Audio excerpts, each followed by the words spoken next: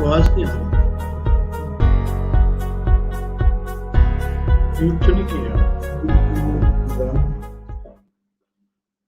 good morning, United Kingdom. Good morning, and back to another session of the Drive Time Live with Lakhi Singh, the property fixer. And we have an interesting topic today. Can someone really have a multi-million pound property portfolio from LPA receivers? That's the topic.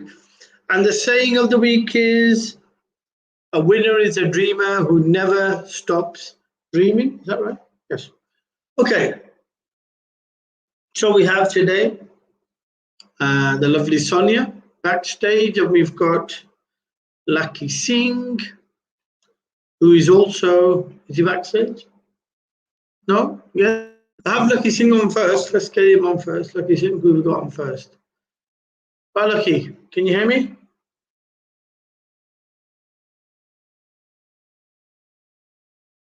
Right, okay, so today's discussion is around having the ability to buy a multi-million property portfolio from a LPA receiver. It's a bit of a different question. We'll find out what it means to each person.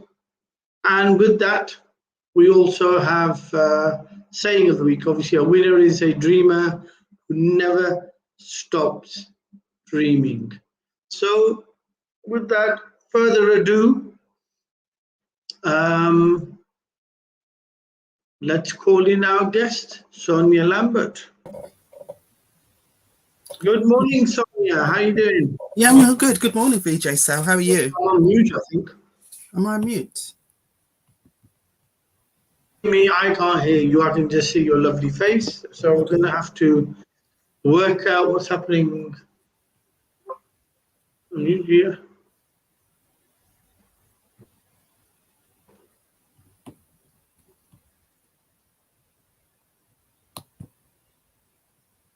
Right, can you hear me now, Sonia? I can hear you. Can you hear me? Excellent. Yes, we've got it fixed now. Brilliant. Yes, right. We're back online. Sorry about that. Brilliant. I could hear you. I couldn't hear you. I could just see your lovely face. Now I can hear you. Good. And I can see you as well. So, yes, wonderful. Sonia. So we say a winner is a dreamer that never stops dreaming. Do you believe that? Is it dreams that make winners, or is it reality that make winners? And is it persistent, real persistence? I think it's a bit of both, because I think if you don't dream about what you want your reality to look like, it's going to be difficult. And the thing is, I think in order to be successful in whatever you do, you need to have like that long-term vision of what your success will look like.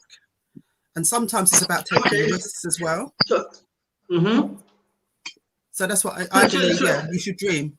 So it's about being persistent in what you believe in. And if we use the word objective or target or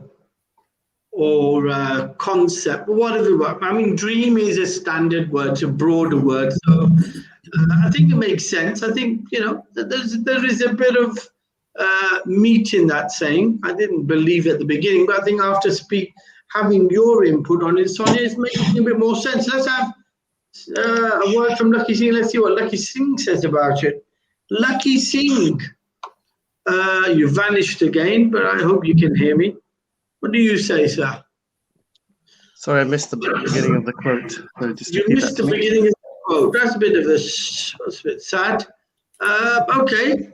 A winner is a dreamer who never stops dreaming. Do you relate to that? Yeah, I think it sounds about right. I think if you can have a good imagination about where you want to be, and dreaming is, you've got to have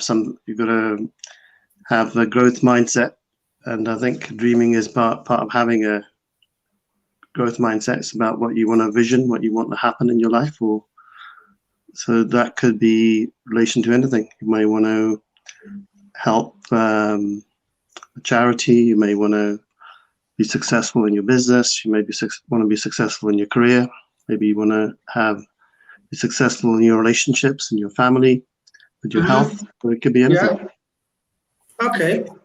So so it starts to make sense. So what we're saying, a vision, dream, if it's reworded as a vision or a goal, means that you have to be persistent.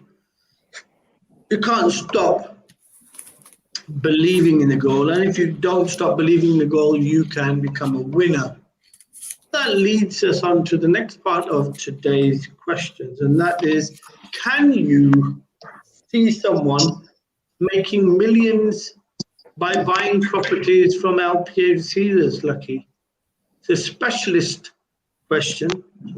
Can you answer that? Well, the answer to that is yes, you can, because there's a massive happenings behind the scenes where a lot of people with large property portfolios are now having difficulties with LPA receivers, but it's not really known news.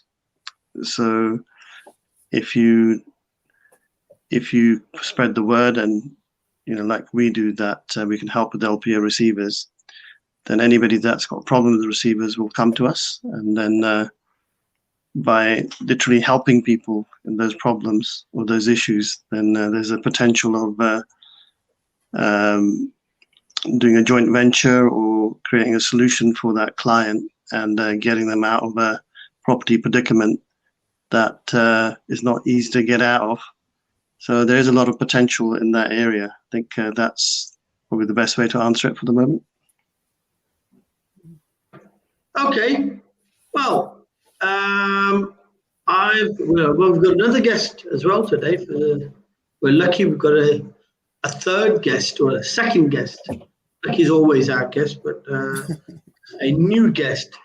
Jill Lambert, is that right? Jill? Can we have you? Oh, Jill? Yes. Well, Jill. Good morning. Can you hear me? Morning. Is it Gil or is it Jill? Gil. Gil, sorry about that. Apologies, I was reading it wrongly. Gil. That's all right. How you doing, sir? I'm doing well. Excelente. And who's this? What part of the country you're at? I think you got feedback. Have I? I'm on twice. Am I? I think give it a minute. Nice to see you, Gil. Nice to see you, Gil.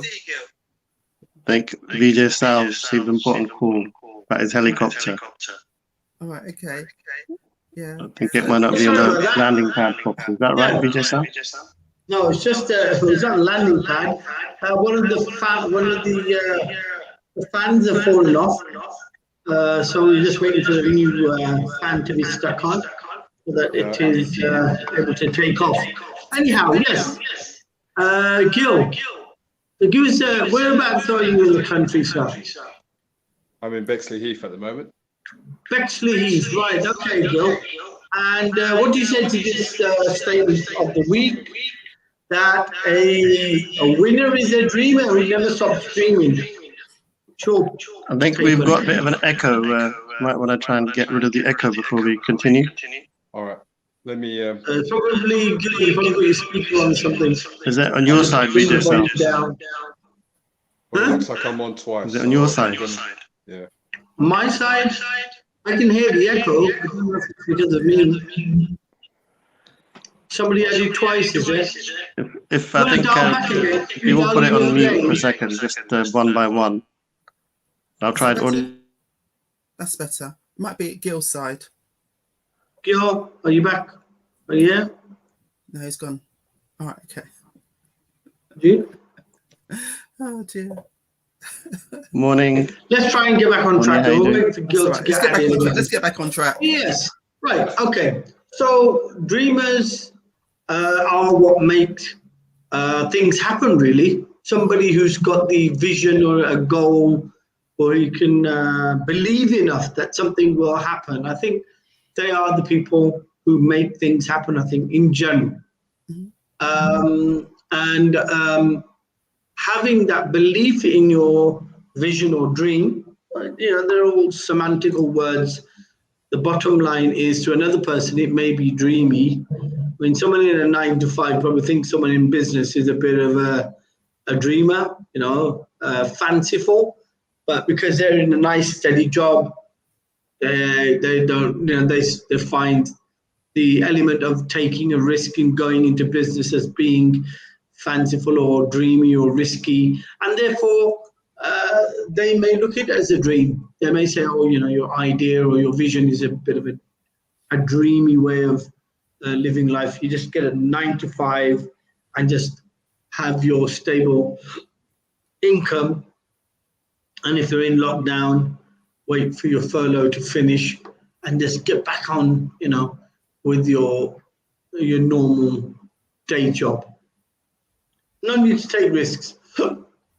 So I think the word dreamer comes from maybe a third party, the way they perceive of people with vision, or people who've got dreams that they like to live out.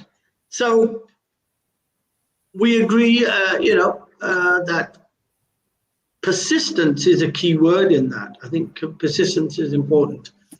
And I think in anything you do, persistence is important. Even if you were in a 9-to-5, being persistent in your job, performing your job well, learning it well, and then looking for promotion or to move into other areas that give you a sense of promotion, or increase in your salary or your responsibility.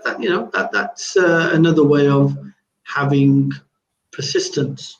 And it's also about being consistent as well, not just about being persistent. Yeah, it's about being right. consistent.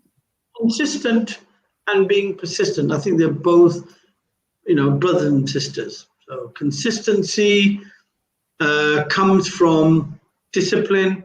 Persistence comes from belief, I think. So we could cut them up that way and say, well, consistency is discipline, persistence is belief. Believing what you're doing every day, that you go out and do it every day, and you don't fall,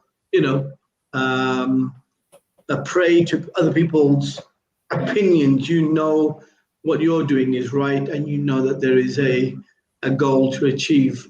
So, Lakhi Singh, coming back to you then, I'll ask you again. LPA receivers, how can you, why from LPA? Why not just from, these property clubs, normal, standard, property clubs? Go there, learn how to acquire assets in a clever way, and make money that way. Why from an LPA? Why an LPA? What's so special about an LPA receiver?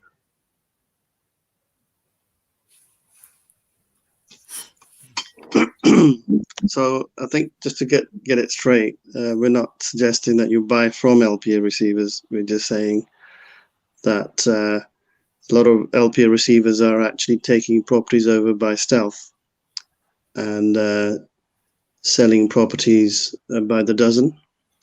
Wow. So there's a couple of angles to that. If you're talking to us as an organization, we usually help the landlord to help them with the sale before the receivers take properties over. But there's equally an opportunity for buyers to buy properties from receivers themselves, because they're getting a lot of distressed properties and selling them off by the dozen. So there's an opportunity for anybody who's a property investor who understands the mechanics of how receivers work to take advantage of that. So in order to break it down, basically the way it works is that the landlords, let's say, got 20 properties, and they're in, they get a little bit of arrears on some of the properties. The Landlord and Property Act 1925 is a very not so well known act, but is a very powerful act which gives control to the lender, the mortgage company, to appoint something called an LPA receiver, which has the power of sale and has the power to collect rents and change locks. And then technically, once they're appointed, it's very difficult to get them off. So because our organizations, we're the leading specialists in this instructing LPA receivers, one of the first point of calls is actually talking to Lakhi Singh, the property fixer, to find out what type of properties you're interested in buying. So as and when they come up, we could possibly negotiate them to buyers before they go to receivers. So that's one angle, or before receivers are appointed. The other angle is that if receivers are already appointed and a client approaches us, then we also have the expertise to disinstruct them. So we have the ability to potentially, in that situation, the second situation, to also get you properties that may suit your profile.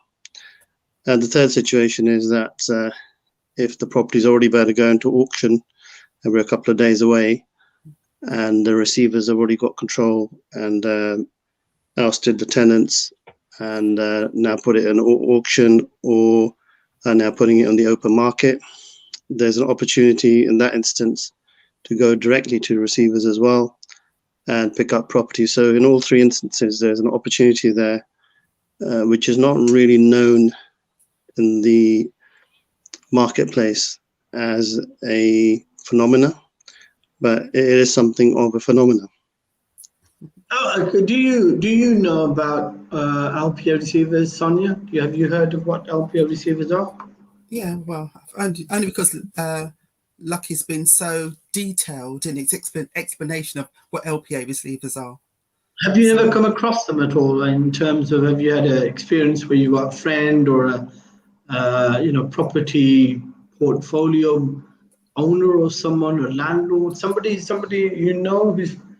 had LPA receivers appointed? No, I think not at all. But I think because I think it's become more prevalent since the pandemic, where you hear more about landlords losing their portfolios and people getting into debt because of the pandemic. But up until that point, there's no one that I know personally that's had been in that kind of situation. Okay, Lakhi, you say stealth. What does that mean? What do you mean by stealth? That sounds a bit sneaky. How can they take over by stealth? Are you sort of like turning up in the middle of the night and doing a dawn raid on the property and then taking control? What do you mean by stealth? Okay, by stealth means, it is done sneakily or behind closed doors, quite literally in some ways.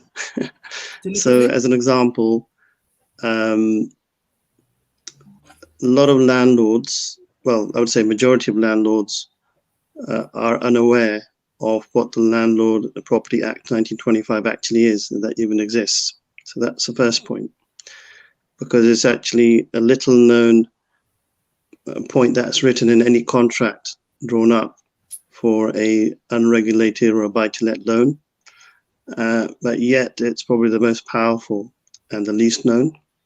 So once you sign your contract for your finance from in terms of a mortgage or a bridge loan, a commercial loan, it basically stipulates that if you break any of the conditions in the contract, so for example, it's you're in arrears by more than 3 days, or you are at the end of term, or there's certain rights you haven't fulfilled within the property. For example, you haven't maybe insured it, or you started to live in a property that's regulated.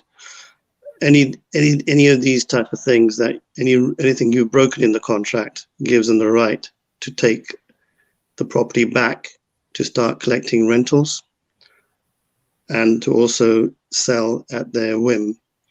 So first of all, that point itself is not understood or not necessarily communicated to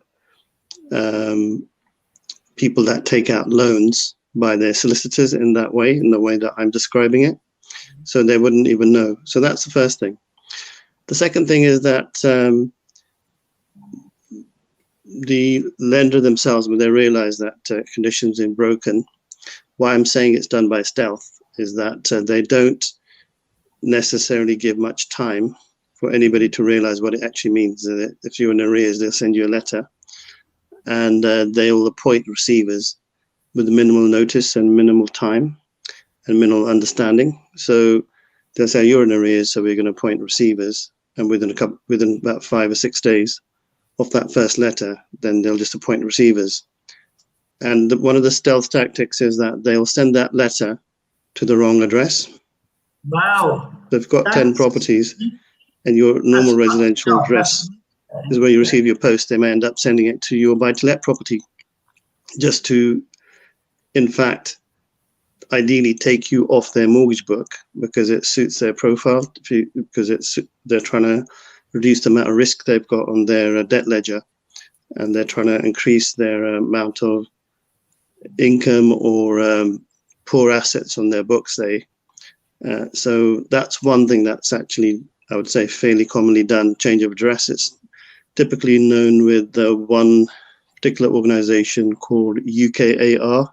They do that quite a lot. And within that, there's an organization called Mortgage Express that's been commonly known to do it. Wow. And then what happens is that once that person realizes that's what's happened, it's too late. The property's already been taken and they're already in auction, or rentals already been collected, or locks have already been changed, and they don't know what to do. And that's when we usually get called to try and rectify the problem. And the second thing a lot of people aren't aware of, which is even worse in some ways, is that the landlord's got, let's just say, 20 properties, 5 of them are with that same lender. They also have within these contracts something called an all monies charge. So that means that if one property is sold and there's a shortfall, they've got restrictions of all other 4 properties. And even if you try to sell them to try and pay the shortfall on the one that they've taken over, technically you're not going to be able to do that because they've got restrictions over all of them, and they've got control over the power of sale of the others as well.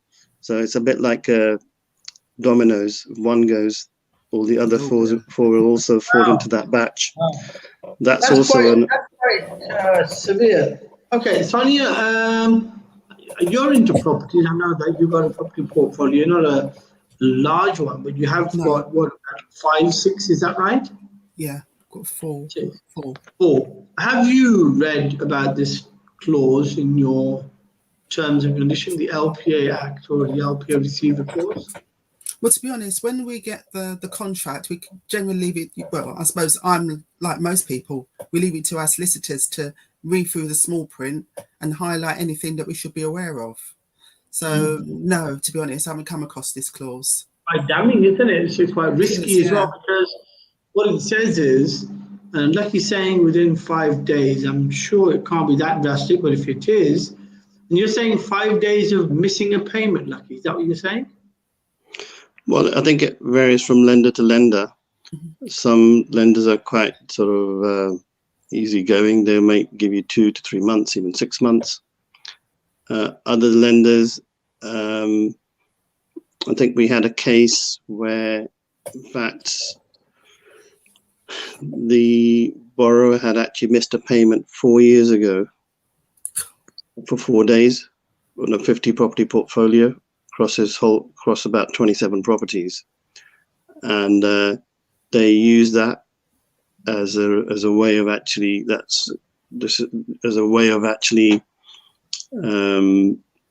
saying you've contravened the contract. But once you read through the contract, it never said anything about going back 4 years.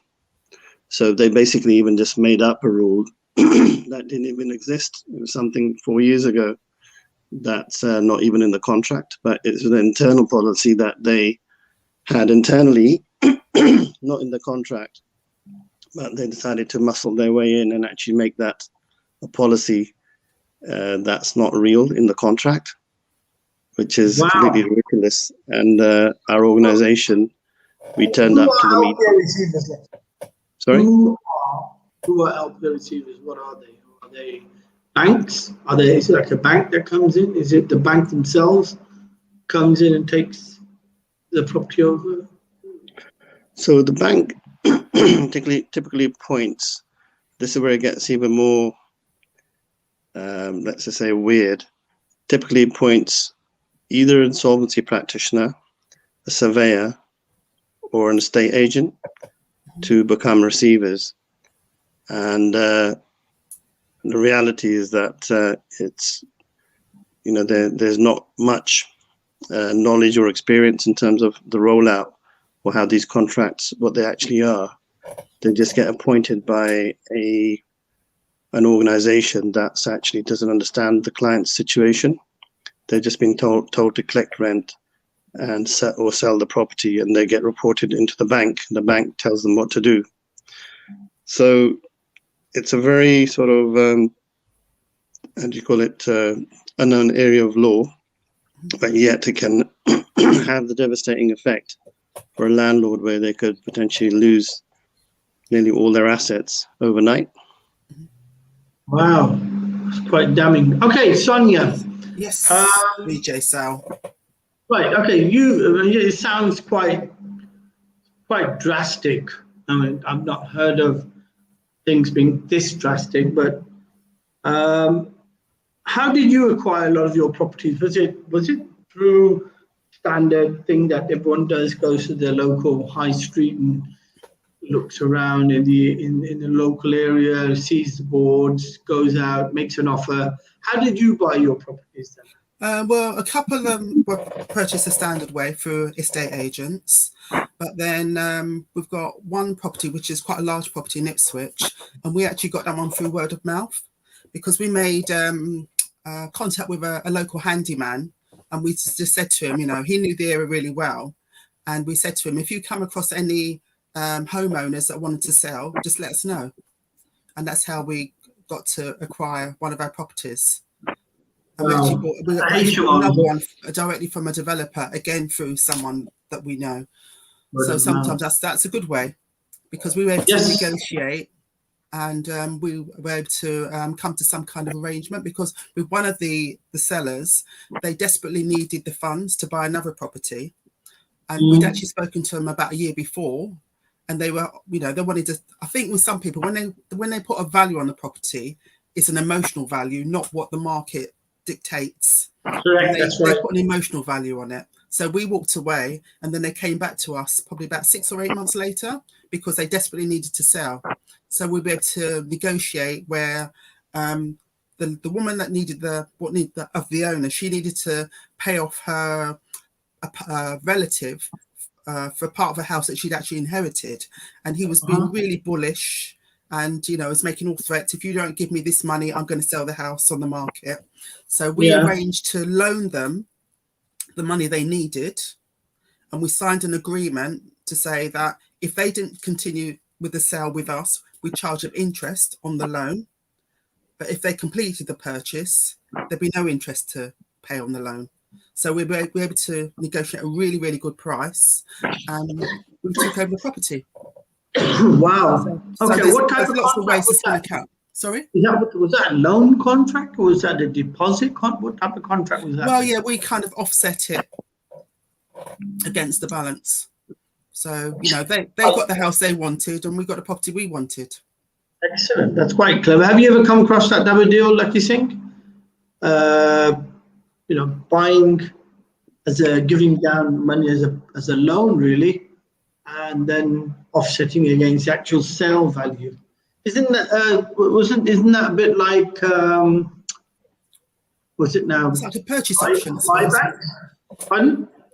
It's like an option, isn't it? Taking out an option. Yes, an option or a buyback. Is that what they call them, Lakhi Singh? I think there's a couple of different words for it. You've got something called an assisted sale. Yeah, that's right. So I think this sort of falls probably more under assisted sale, and the mechanics of it is more like a sort of option deal, which is that I do X, you do Y, and if you can fulfill it, then we'll get X and you get to do Y, that sort of thing. Yeah. Quite clever. It's another clever way of purchasing. I mean, there's more to me than meets the eye, Lakhi Singh and Vijay wow. said. No, I'm just quite impressed that that's a clever way of purchasing. Okay, so I mean the topic is okay. How do you deal with these people then? Okay, let's suppose they've taken over the property or properties in certain cases. How would you go about doing a deal with them? How are you going to get your foot in the door in with them? Why would they send the property to you, Lakhi? I think he's vanished. He's going to disappear. Oh, there he is. Oh, he's back. Why will they sell the property to us? If we make an offer to them, why are they going to sell the properties to us? Why not sell them on the market or not sell them? I think if you're talking about the issues around LPA receivers, typically we don't normally buy properties because we like to be involved as assisting, let's say, assisting sales. We don't really like to get involved in any personal interest in investing in them. So that keeps us completely out of any sort of personal interest or investment interest as an organization. So we can give them the best advice in terms of what they need to do. So typically with any seller with any sort of issue like this, we typically go in with the angle of getting the receivers off first and foremost. And if that could be done, that could be done as a priority, because if you can take the receivers off, and then most men would like to keep their properties. They don't really want to sell them. But we give them the option. We look at what the client wants, not what we want from them. So if the client wants to keep their properties, we help them to deal with the litigation side and take the receivers off and help them to do that. If the way the receivers have been appointed has been done in a way that's broken the contract, you haven't really followed the contract, there's a strong possibility we can normally get the properties back for our clients. That's usually the first option. The second option is that if there's a finance issue and the receivers are being appointed, we typically raise bridging finance, unregulated finance to sort their problem out, or bring in a private lender, cash lender, that a bit like yourself, Sonia, who could have solved the problem for them. And best case scenario for them is a bridge or something that they can control of themselves. If they can't, then we would bring in a buyer as a last resort, especially if the numbers don't stack fully with the finance company or a private lender. And then we would help them potentially do an assisted sale with a buyer of their choice, rather than it being taken by receivers and sold for peanuts. So we cover all three angles: legal, finance, and sale. And if the numbers are tight for anybody wanting to do assisted purchase, like Sonia might think, okay, well, don't like the area, don't like the type of property it is, it doesn't really suit the profile of what you're trying to grow as a business, then what we would do is we would appoint local agents, or ideally we've got a massive list of cash buyers. We would approach those. We would know really typically what profile suits what. So those would be the three key ways of actually solving that client's problem. So it is quite easy in some ways, but it is very complex. It's just we've been doing it for 15 years. So making it sound very simple, but it's 15 years worth of battle practice and learning the ropes and how to do this. Yeah, I think that's why it's really important to have a network of people around you, because you never know who that person might be. Like, for example, as I said in my example with my local handyman, he's now part of our network. And the thing is, my expanding your network and knowing to know different people's different skills and different, people, different roles and responsibilities. That's how you get, how I met you just by chance, and by meeting you, I've met so many different people that have actually expanded my network. And, I've, one of them's actually now become one of my business partners because through networking. Is that So I really Normie? believe that network. Yeah, Normie. Yeah, I work really well with Normie. Yeah. See, so I don't miss anything on social media. Sorry? Yes. I think I saw you with her on Facebook the Yeah, other day. yeah. We meet up like every couple of weeks. But So what you're saying is networking is an excellent tool to find partners and sources and different people. Yeah. definitely. Yeah, because I've just set up a network called Next Women Entrepreneurs. Okay. And it's at the moment it's a WhatsApp group, and it's comprises of women business owners. They could be like standalone business owners, and they come from a wide and diverse variety of different. They provide different products and services. So we've got people that do. We've got one lady's got a child minding business, and she's connected with a lady on the website on my group that does sensory toys for children. And we got a mortgage broker, we've got property people, and we've got women that are collaborating with each other, because sometimes I find that a lot of these networks are very male dominated, and some women find it hard to get their foot in the door because they're sole traders and they haven't got that, they've kind of built their business on an idea that they had, and they find it really difficult to make those connections with the male dominated groups, because I think women are different because we can be quite maternal and not as aggressive, and I think it's really good to and I think it's really good to have some kind of supportive network where we can all come together, support each other, help each other, and grow our businesses. VJ sounds quite maternal. Pardon? VJ sounds quite maternal. Really? Yeah, I think I'm quite maternal. I mean, no. I mean, it's interesting. It's another perspective, isn't it? Women are probably a bit more maternal, and is that the way you feel? Is that what you find in men, that they are a bit more aggressive or don't have a sense of touchy feeling? Well, it's not about touchy feely, but but in the past when I've gone to networking events, especially in property, it's mainly dominated by men. Men do hold the network events, they do the presenting, and they tend to stick together. And sometimes it's harder for the women to break through and break in. So I think it'd be really, to have women's networks, I think that's really, it's the way forward. Because when you look at it, I think probably about 40% of women are landlords, and that is growing. And women in business is growing. So I really think it's important that we've got a supportive network that we can actually help each other to grow, and we could do a lot more collaboration and give those men the elbow. Not that I'm a feminist, but I think it's really important for women to be able to support each other and not feel any fear or or being overwhelmed by male domination. So how many people you got in the group now then, Sonia? Well, we've only been going for a couple of weeks, and there's probably about near on 60 women.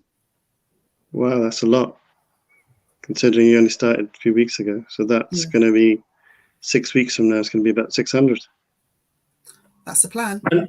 Is it all in the local area? Is it? Well, no, we've got one lady. We've got some women in from America.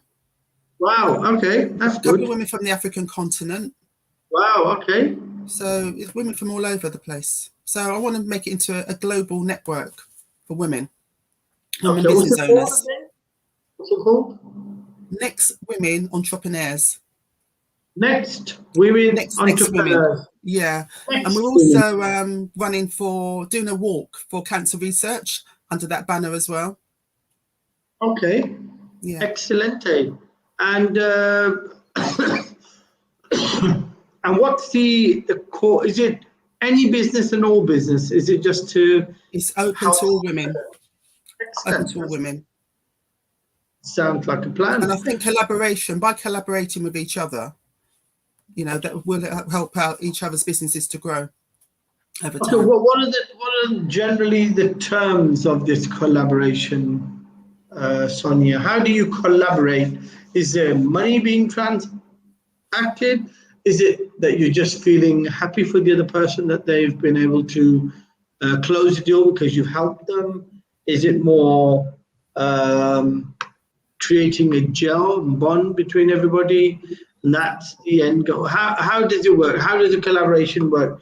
Do you talk about that? Yeah, well, as I said, there's a diverse group of women with different businesses, and they're actually finding common links between each other where they can actually, like, for example, there's a lady on there that's an accountant, and there's loads of women on there in need of an accountant. So we can actually grow her business by becoming her customers.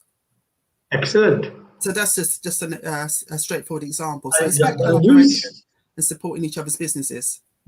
Okay, who steers that? Who sort of like, you know, nudges everybody to talk to each other, or is it just naturally done? It's just naturally done, because I encourage everybody to promote themselves, promote their businesses, promote their services, and that's how we connect. And it's really active. I'm really, like, you know, pleased to say that it's really active, and you know, there's more women joining weekly, so it's growing. Okay, so it's not like a Facebook group where you got rules and all that. It's a bit more open, is it? It's quite open, yeah, because there's no limit on what type of business, and everyone's free. I encourage everyone to promote their services and their products. So what's the end game in that? Obviously, are you not going to monetize any of that, or is it just going to be an open source type of free group for people to join in and help each other?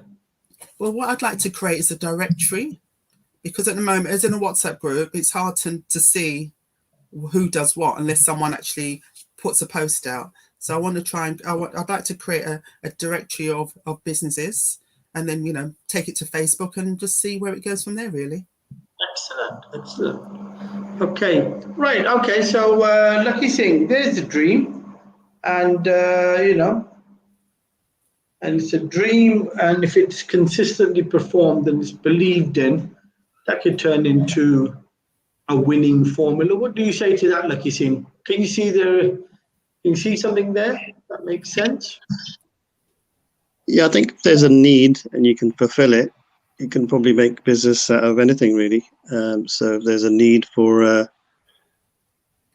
certain type of profile of people, say, that have finding it difficult in a particular sector, if Sonia has realized there's a gap in the market that that's not being fulfilled, yeah, then you could potentially create, you know, if you can solve a problem, that's usually a good way of actually monetization as well, because certainly if people are finding that, I think if anything, what I'd be doing if I was Sonia is to just probably look at anybody that is actually benefiting from the network regularly, and then they're making more than X amount of money, that they may be the ones that actually contribute towards paying maybe a monthly fee or something like that, because they're making X amount of money. So I think monitoring that and actually understanding really how people are monetizing probably could allow her to potentially, you know, being a bit more clinical with it, would potentially allow her to scale up, because then she can reinvest into developing a more of a tool or a mobile app.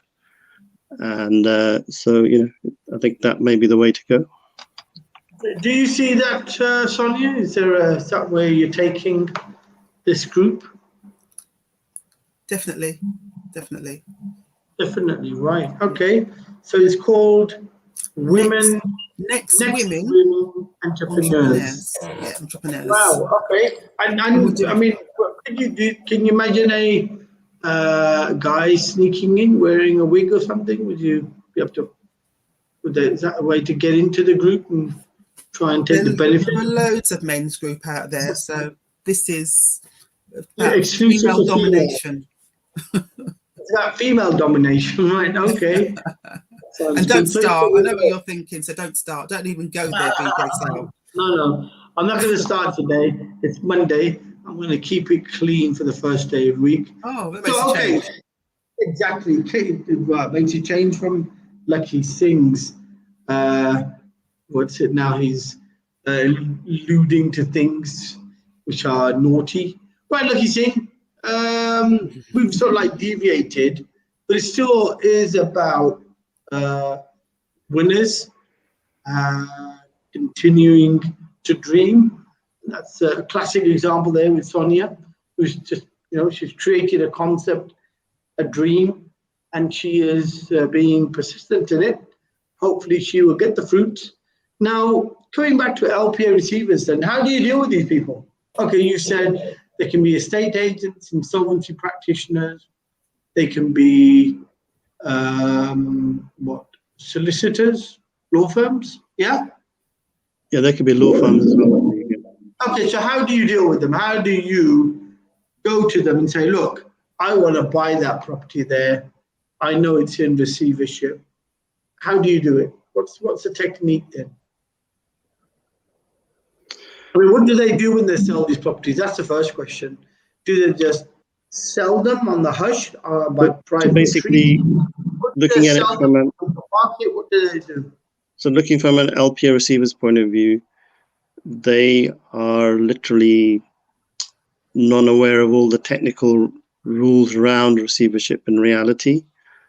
Really, what all they are glorified paper carriers, which literally they're going in and they are literally changing locks and just giving notices and selling the property. But the key thing with the selling the property is that they do have to go through a process of as an LPA receiver of actually putting the properties out to the market, and then also following a particular amount of time it has to be on the market for sale, and then if they don't sell, then they can possibly put them into auction. So there are certain rules that they should follow, but I would say about at least 5 times out of 10, a lot of these properties which are under receivership are sold behind closed doors, and private treaty is probably what they call it. Is that right? Say again, sorry? Private treaty is what they call it, I think. Private treaty, okay. So, but I think on the whole, if anybody wanted to buy those properties from the receivers, they would be typically treated like a normal customer. And if you really wanted to get in with the receivers, if you're a regular buyer of properties, I think then they'll probably come to you to say, by the way, we've got these 10 properties which are in receivership, we need to get them sold straight away. And what would typically happen is that properties valued at 500, let's just say the debt is 300, these type of properties, they usually get sold for around 350 or 400. Wow. So there's a massive discount, and that's about the only time that the properties can be sold at that sort of price and they can get away with it, and there's no comeback because they've been sold because the person's broken the contract. And I think the same principle applies with cars as well, for hire cars. And people take on the cars and they can't fulfill the payments.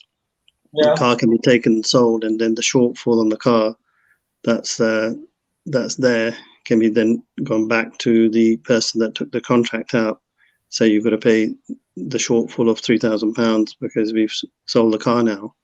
So very similar rules apply for negative equity cars or cars with shortfalls. So yeah, I mean, the likelihood is that if you're a regular buyer and you're talking to receivers all the time, then a lot of high net buyers, that's how they make their money. They're literally buying the properties based upon volume and people knowing them. So the bigger you are, the more likely you're going to get bigger discounts on these type of properties. And so there's some people that buy 50 or 100 per month. Wow. Can the mortgagor buy their own property back then? I'm just thinking out aloud. If they're selling them, kind of mortgage or buy their property back then with a discount? Well, what typically tends to happen is that the agents aren't always keen on that because they want to keep the property behind closed doors and sell it the way they want, so they've got more control, and they may be able to make more margin. So some of they sometimes get taken by a professional buyer who might buy it and then flip it on.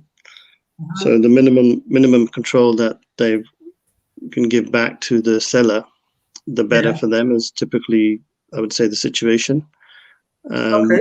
So, but a buyer can try to buy it, but it's very unlikely that they'll take you seriously because you would have, because you're not you'll be able to fulfill the purchase because you haven't been able to fulfill the finance. How are you going to fulfill the purchase? So that's typically how they may be looking at it. Yeah. Okay. And have you dealt with LPA receivers in terms of practically yourself in your own business circle? Did you ever have to deal with LPA receivers yourself, and how did it feel? Was it very daunting from experience, or was it something that you never had to come across, but other people who've come across it and what they're feeling? Well, I had a 100 property portfolio, so I've seen everything as a buy-to-let landlord from the other side, and as a sort of, you can sort of say, specialist in helping people with the receivership. I've seen it on both sides. I've seen it from every angle, actually. I've probably seen nearly every type of LPA receiver type situation that you can think of. I could probably write a book about it because I've seen over about 1,000 cases actually over the last 15 years. Yeah. Wow. Okay, Sonia, coming back to you then. Yes, Right. VJ. We're talking about this. What's it now? Next women entrepreneurs. So in that, do you have a concentration of a particular type of businesswoman, or is it very broad? Is there lots of different aspects? Very broad. Okay. Are you one of the few people in that group who are a property person, or other? No, there are a couple of women in the group that are involved in property. We've also got financial advisors, and I say we've got an accountant, and we're actually having our first meetup this week. So it's going to be quite challenging having to deal with all those women. How many? 600? So. How many you got? Well, we just got about 60, just about 60 women. 60, right? Okay, 60. And where are you doing the meetup then? Oh, we're doing it online. I think we're doing a Zoom. Okay, yeah. I'd like to have live events at some point in the future, and just invite motivational speakers to just funny to help. Enough, you're saying that. We were just talking to someone yesterday who's apparently one of the first people to get back into live events. Is that right, Lakhi? In the City of London. That's right. We're actually, I think, not sure if I sent Sonia anything on it yet. Is going to be Linda Singh is setting up an event for 500 people, which is going to be the biggest UK Business Awards ceremony. And I think because a lot of events companies are worried about not sort of going out there and actually another lockdown happening again and them having to close everything down. But I think they've taken the brave decision in terms of first mover advantage of going out there and doing a red carpet treatment, red carpet award, black tie, 5-course meal. So I'm sort of been approached as a potential brand ambassador, and I think we've already got them about 10 tables within 24 hours after speaking to a few of my clients. Yeah. So slightly expensive side, about £5,000 for a platinum table for 10 people. But for 10 people, it's 2,500. But it's going to be one of the go-to events, I think, in London over the next few months. Yeah, well, I'm actually going to an event, a live event, because as I mentioned before, I work with a company called Next Arise, and that's where I got the name Next Women from. And they've actually got their first UK national event in London on in early September. Wow. So that's going to be for about just over 1,000 people. 1,000 people, right? And that's going to And is be it, led by the 3 founding members. So that's going to okay, and is that, what is that? Is that a bit like an award ceremony, or is it just like an event to meet and mingle and network? What is it? Yeah, it's a bit of both. It'd be a live training event, and also be an opportunity for all those people that have actually become successful in the business to be awarded and promoted as well. So I'm really looking forward to that. Okay, and is that sales online and things like that, is it? Oh, this is a live one. This is a live event. So wow, okay. That's a good one. It's a lot. And how many is it, like an evening event with dinner and all that? No, it's a day. It's an all day. It's an all day event. It's from about 11 till 5 o'clock. So it's going to be an all day event. It's going to be a long one. Okay, is it one of those Tony Robbins type of events? Is it? It's just really for the people that are involved in that business. Okay. Yeah. 1,000. It's a lot of people. All the business partners and their guests. So Excellent. yeah, it's going to be an amazing event. Where is that happening? It's in central London. Central, right? Okay, that's good. Yeah. Well, it means that things are slowly coming back online. That's what it says. We are now. What's the last? 3 minutes to go. Last 3 minutes. So I'm going to ask you first, Sonia, your last summary on winners and what the meaning of winner is. It's relative. Let's say we agree that winners are dreamers who continue to dream. And what is your final word on that? Being that you are a winner yourself, you're a bit of a winner. You've got properties and you've got this group you set up, and 60 ladies you're going to have online at one time. That's a success. That's a little achievement. That's a goal. So what do you say to having dreams? What's your ultimate statement for everyone to take away this morning? Is it good to dream? Yeah, I think it's good to dream. It's good to have vision. And I had a conversation with someone over the weekend. It's about expressing, having that internal dream, and then making sure that it becomes external, because that way you see it through, you carry it through. Wow. So it's about, and it's also about not quitting. Have your dream, have your vision, and just go for it. Excellent. Okay, Lakhi Singh, your final words. Do you have dreams that come? Really. Do you have those? I'm surprised that Vijay Sal hasn't actually made a joke out of that one. He's been well behaved today for a change. I think Sonia, it's probably your hair actually. Keep an eye on it. Yeah, discipline. Yeah, keep you intact. He's a bit scared. Actually. Normally, he's like a lion on the prowl. He's like a pussycat today. You're a pussycat today. I'm a pussycat today. So to summarize, I think. So to summarize, I think, I think it's good to dream. I think it's good to have a vision. And like Sonia says, I think definitely no point having a vision if you can't implement. So if you can be persistent and taking action and implement, I think that's amazing. It's not always easy, but I think it's all possible. I think you got to have a very good relaxed attitude to life in some ways, because it allows you to dream as well. But sometimes if you take yourself too seriously, dreaming can be a bit difficult. So I think also sort of enjoying life is important as well. So, and sometimes things come if you are a little bit more playful, or actually can begin to imagine things. Whereas if you can actually become very focused in on something.